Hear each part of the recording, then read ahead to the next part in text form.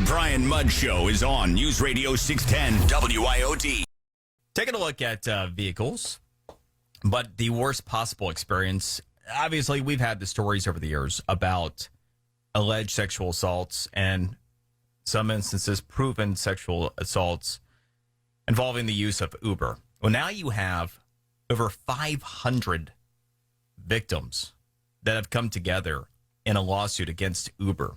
Here to analyze this, take a look at what the implications may be. Quentin Brogdon, attorney and legal analyst, Crain Brogdon Rogers, joins us once again.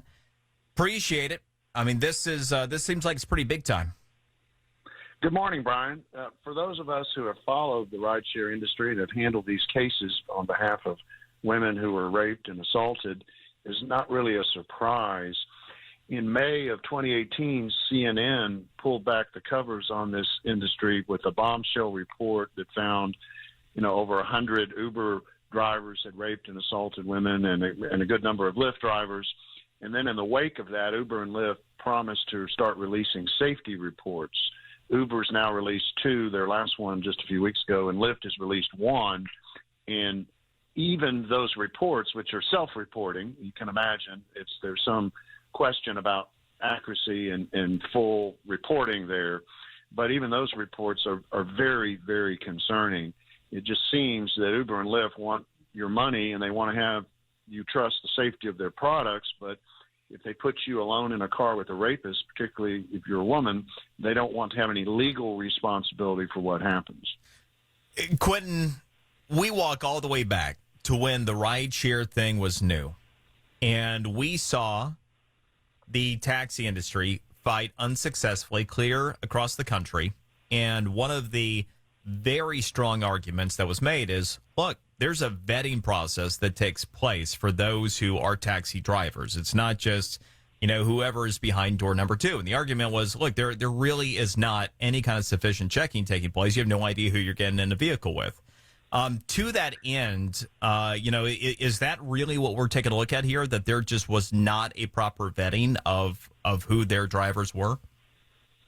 That's right, Brian. We were all taught from an early age not to hitchhike, but that's essentially exactly what we do when we jump into an Uber and a Lyft. And Ubers and Lyfts are very different than taxis. People seem to want to believe, and it's a pleasant fiction to believe, they're not very different at all, if they're different at all. But taxi cabs traditionally were very heavily regulated by the cities in which they operated in, and most importantly, inevitably, and almost always, taxi cab drivers had to be fingerprinted, which is the gold standard to check criminal records. Uber and Lyft don't do that. And so they pay a lot of lip service to safety features on their apps and this and that and the other. But a safety feature on an app is not going to get you out of hot water if you're paired in a locked car with a sexual predator and you're a woman. And I've represented women who have been, beaten and severely traumatized physically and otherwise by Uber and Lyft drivers. So you're right. It's not the same at all, and that's why we see a continuing pattern of these types of preventable incidents occurring.